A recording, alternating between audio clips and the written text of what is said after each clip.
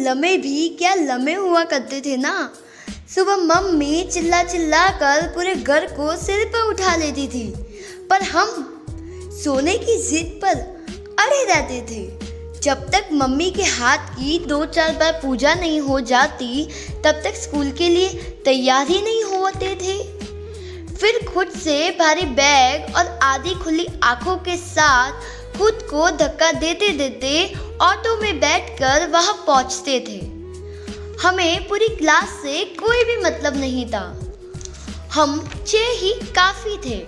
मैं क्लास की मॉनिटर हुआ करती थी। पूरी क्लास में कोई भी बात करे, नाम तो मैं सिर्फ अपने दोस्तों का ही लिखती थी।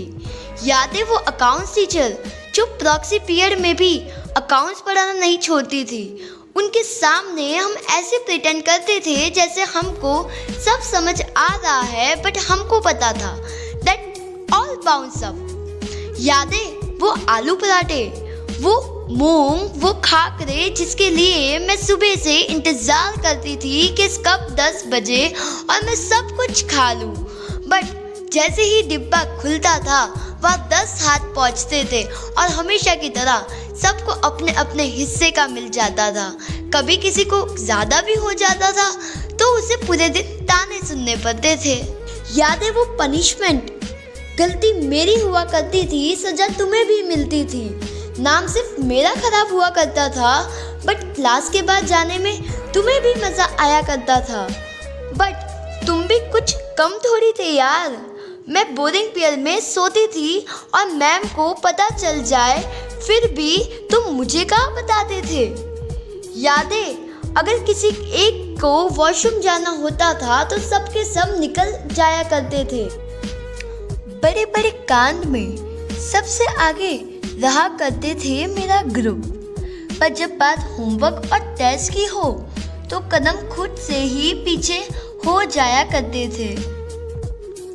मेरे किसी लड़के के ऊपर क्रश होने की बात अगर मेरे किसी दोस्त को पता चल जाए, पहले तो सिर्फ मेरे दोस्त को, पर धीरे धीरे पूरी क्लास में सबको पता चल जाता है और वो मुझे मेरे नाम से नहीं पुकारते, अब उस लड़के के नाम से पुकारते हैं। छुट्टी के टाइम एक दूसरे को धक्का दिया करते थे, पूरे टाइम मटर गश्ती में गुजारा करते थे, पर जब बात आती है एग्ज़ाम की तो सबके सब पढ़ा करते थे। टीचर की नज़रों से बचते बचते चीटिंग चुपचाप कर लिया करते थे।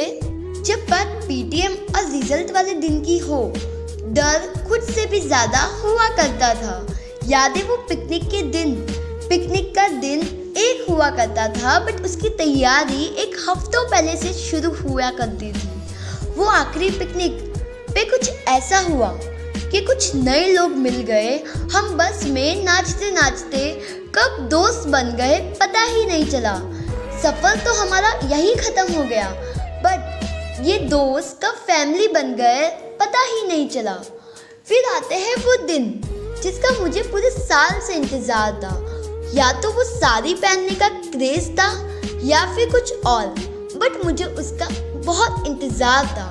हाँ, मैं फेयरवेल की बात कर रही हूँ। मुझे क्या पता था कि हम सब उस दिन आखिरी बार मिलेंगे। मुझे क्या पता था कि हम सब की आखिरी बार इतनी अच्छी मुलाकात होगी। Guys, I miss you lot. I miss you Vanita Vishram. I miss you 12J। I miss you कुत्तो। कभी तो याद कर लिया करो।